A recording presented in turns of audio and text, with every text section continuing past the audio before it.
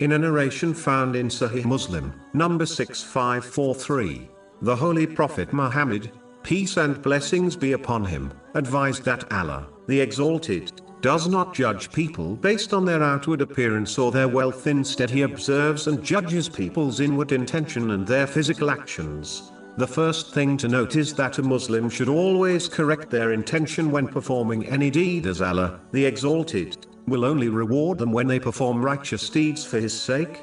Those who perform deeds for the sake of other people and things will be told to gain their reward from those who they acted for on Judgment Day, which will not be possible. This has been warned in a narration found in Jami' at-Tirmidhi, number 3154. In addition, this narration indicates the importance of equality in Islam.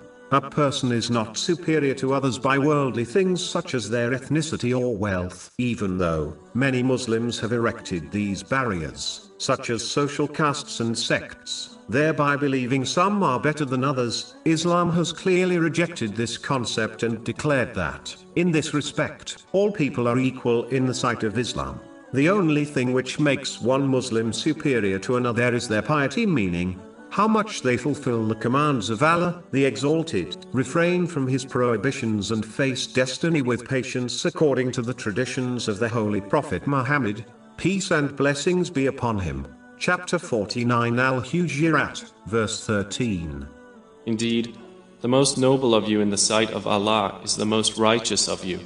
In addition, the main narration under discussion also indicates that women should not waste their time debating and arguing about their position in the world in respect to men. Instead, they must understand that superiority does not lie in copying or outdoing men. It only lies in sincerely obeying Allah, the Exalted. A Muslim should therefore busy themselves in obeying Allah, the Exalted, by fulfilling His rights and the rights of people, and not believe that something they possess or belong to will somehow save them from punishment. The Holy Prophet Muhammad, peace and blessings be upon him, has made it clear in a narration found in Sahih Muslim, number 6853, that the Muslim who lacks in righteous deeds, meaning the obedience of Allah, the Exalted, will not be increased in rank because of their lineage. In reality, this applies to all worldly things such as wealth, ethnicity, gender or social brotherhoods and castes. Finally, as Islam judges people based on their obedience to Allah, the Exalted, so should people.